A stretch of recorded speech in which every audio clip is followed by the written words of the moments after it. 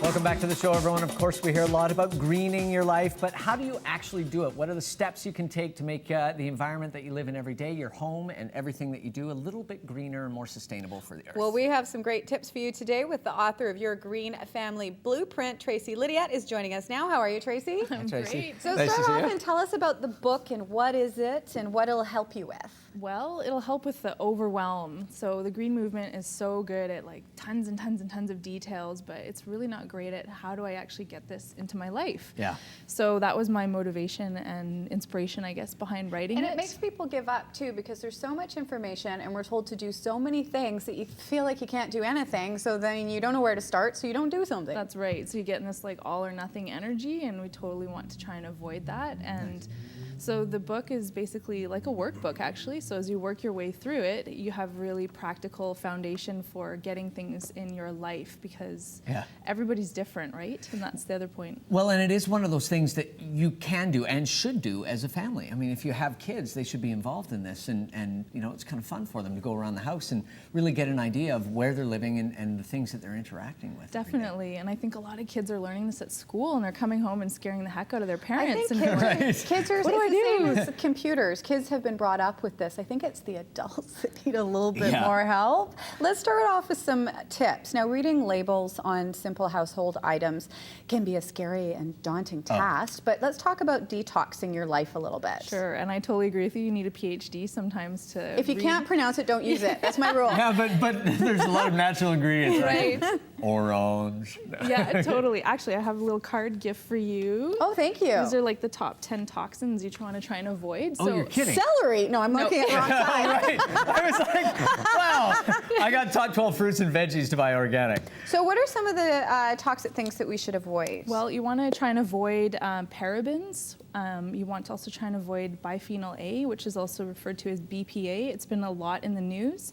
These things actually disrupt your hormone system, so they flip switches earlier in children, and we see kids having, you know, puberty happening at like 7 and 8 years old. And when we're looking at plastic bottles or the drinking cups that people use, a lot of times those will now say BPA free on them, so that's what you should look for. And definitely in canned food, that's where BPA shows up a lot. It's actually in the lining of cans. Really? Yeah, they did a study in the States of a family that cut out canned food for I know. Well, I was like, that's really disturbing. I mean, it is disturbing. I don't eat a lot of canned food, but that is, you know, it's kind of those sneaky things. Everyone's aware of the bottles, but I know, it's crazy. Yeah. So if you cut out canned food for a week, you'll actually drop your BPA levels by 60%. Are you kidding me? Unbelievable. Wow. Thank Another goodness I don't reason eat a not lot to of eat canned food. Totally. Well, let's talk about shopping organic, because it is something that is so much more common and accessible these days.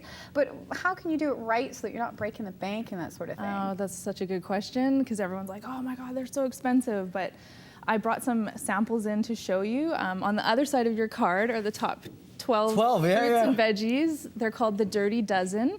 Those are the top, most heavily sprayed ones. And so if you want to shop strategically, buy those ones. So we should mention that these that we are looking at the table, are these all in there? Yeah, they are, aren't they? Okay. I couldn't find some because they're seasonal, like peaches. We don't have them yet. Right. So yeah, so we've got celery, apples, bell peppers. So if you're going to spend the money on organics, those are the ones that you should spend on. Yes. Well, and interesting too, because that gives power to the consumer to influence how things are bought and how they're produced as well. I mean, if you get a whole bunch of people that are only buying organic peaches, well, all of a sudden that starts looking a lot more feasible to growers. And don't buy apples from California. Yes, please. Yes, please. I know. I can't believe it when I see them in the grocery apples store. in BC. Seriously. I know. Isn't it a crazy. shame that we go to California? You're in BC, man. The best ever. Okay, you have the most high-tech timer I've ever seen. Tell us about the timer and what you use it for. I lived in Australia for a couple of years, and you're only allowed 4-minute showers. Yeah.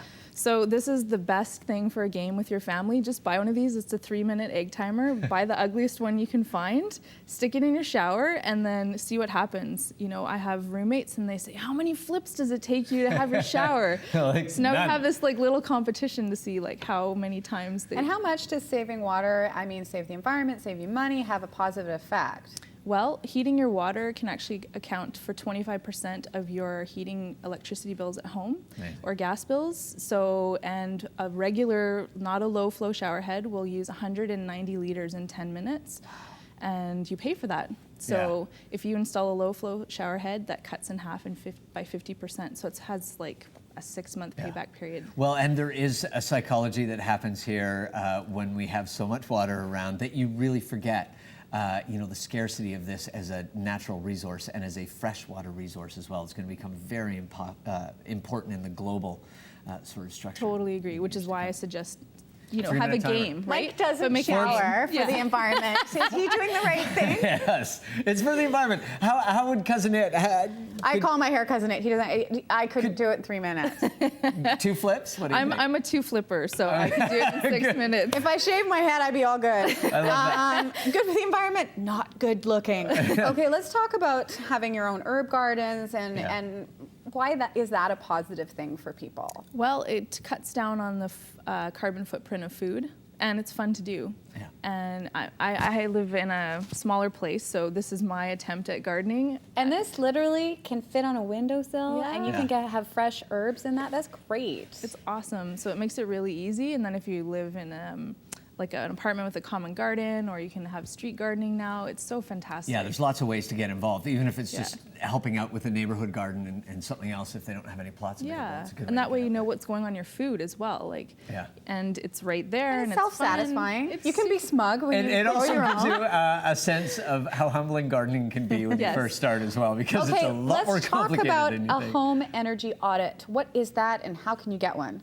Well, if you go on Live Smart BC, which is run by the government of British Columbia, you can actually type in your postal code and it'll show up a list of certified home energy people that can bring in and have an audit. So they'll look for places you can save energy. They might look at where leaks happen in your home, suggestions about windows. They'll give you information about rebates and how you can save energy. And some things are really simple to do. Yeah, I was going to say, people get daunted by this one because they think someone's going to come in and say $10,000 for a furnace, but it can be as simple as sealing around your windows, doors, buying caulking, or if you rent an apartment, you can put up plastic on the windows to help the drafts. Simple stuff. Well, thank you so much. You can pick up the book. It is in stores. You can find out more on the website. Thank you so much. Nice to meet you, Tracy. Yeah, Appreciate thank it. you. Thank you so much for